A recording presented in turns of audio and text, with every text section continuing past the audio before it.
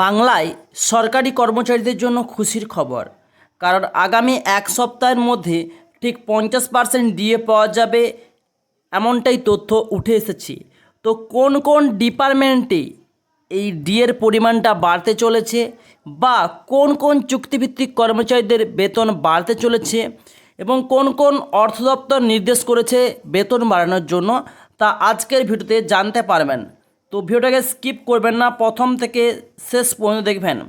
কেন্দ্রীয় সরকারি কর্মচারীরা এখন সপ্তম বেতন কমিশনের আওতায় 50% হারে মহার্ঘ ভাতা বা বেতন ভাতা বা ডিয়ারনেস অ্যালাউন্স বা ডিএ পান।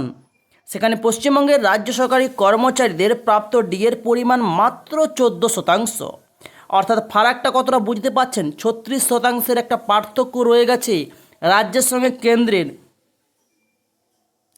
50% ডিএ এক সপ্তাহে পাওয়া যাবে যদি এই গ্রুপের 90,000 বন্ধু একসঙ্গে দাঁড়ায়। সোশ্যাল মিডিয়ায় এমন একটি পোস্ট ভাইরাল হয়ে গেল, অর্থাৎ ফেসবুকে বা সোশ্যাল মিডিয়া পোস্ট করেও সরকারি কর্মচারীদের বেতন বৃদ্ধি হতে চলেছে।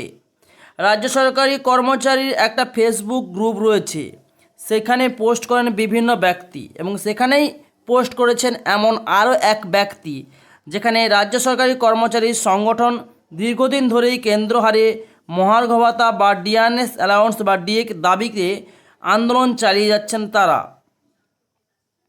যদিও আদৌ সেটা হবে কি না তা নিয়ে অনেকটা দুশ্চিন্তায় রয়েছেন, কারণ পশ্চিমবঙ্গ রাজ্য সরকারের তরফে কিছুই সেরকম জানানো হয়নি। আপাতত পশ্চিমবঙ্গের রাজ্য সরকারি কর্মচারীদের ষষ্ঠ বেতন কমিশনের আওতায় 14% হারে মহার্ঘ ভাতা পান। মে মাস থেকে সেই মহার্ঘ ভাতা 4% বৃদ্ধি অলরেডি পেয়ে গেছে। তার থেকে 14% হারে ডিএ পশ্চিমবঙ্গের রাজ্য সরকারি কর্মচারীদের জন্য।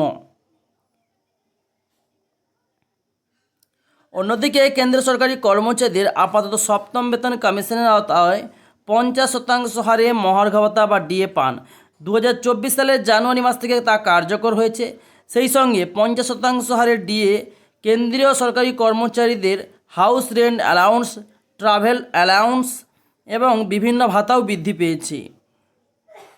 যদিও পশ্চিমবঙ্গে আপাতত সপ্তম বেতন কমিশন গঠন করা হয়নি, কবে পশ্চিমবঙ্গে সপ্তম বেতন কমিশন গঠন করা হবে সে বিষয়ে কিছু জানানো হয়নি। ফলে আপাতত পশ্চিমবঙ্গের সরকারি কর্মচারীরা ষষ্ঠ বেতন কমিশনের আওতায় বেতন পান, মহার্ঘ ভাতা এবং অন্যান্য সুযোগ সুবিধা পান। শেষে একবার ডিএ বেড়েছে রাজ্য সরকারি কর্মচারীদের, তা প্রতিবারই ষষ্ঠ বেতন কমিশনের আওতায় বেড়েছে। পশ্চিমবঙ্গের রাজ্য সরকারি কর্মচারীদের একটা ডিএ মামলা সুপ্রিম কোর্টে চলছে। পঞ্চম বেতন কমিশনের আওতায় বকেয়া বা মহার্ঘ ভাতা নিয়ে সেই মামলা শুনানি হবে আগামী জুলাই। আবারও বন্ধুরা জানতে পারলেন, জুলাই মাসে বেতন বৃদ্ধি পেতে চলেছে রাজ্যের সমস্ত সরকারি এবং কন্ট্রাকচুয়াল কর্মচারীদের।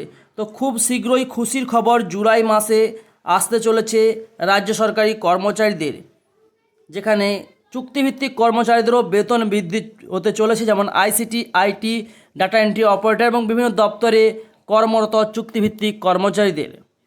আদালতে কলকাতা হাইকোর্টে 3 মাসের মধ্যে পঞ্চম বেতন কমিশনের আওতায় বকেয়া মহার্ঘ ভাতা মিটিয়ে দেওয়ার নির্দেশ দিয়েছে রাজ্য সরকারকে, যেখানে আদালতও বলছে সমহারে সমবেতন এবং বিভিন্ন দপ্তরে মহার্ঘ ভাতা মিটিয়ে দেওয়ার জন্য, যারা পার্মানেন্ট স্টাফ তাদের মহার্ঘ ভাতা বা ডিএ মিটিয়ে দেওয়ার জন্য এবং যারা কন্ট্রাকচুয়াল কর্মচারী তাদের সমকাজে সমবেতন দেওয়ার নির্দেশ কিন্তু আদালতেও রয়েছে।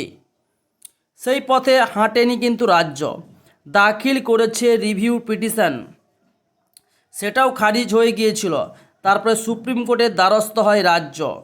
তো সুপ্রিম কোর্টের দ্বারস্থ হয়েছে রাজ্য, তো খুবই শীঘ্রই প্রতিটি সরকারি কর্মচারীদের জন্য খুশির খবর বয়ে আসতে চলেছে, কারণ আগামী জুলাই মাসের মধ্যে তাদের বেতন বৃদ্ধির একটা খুব ভালো সম্ভাবনা রয়েছে।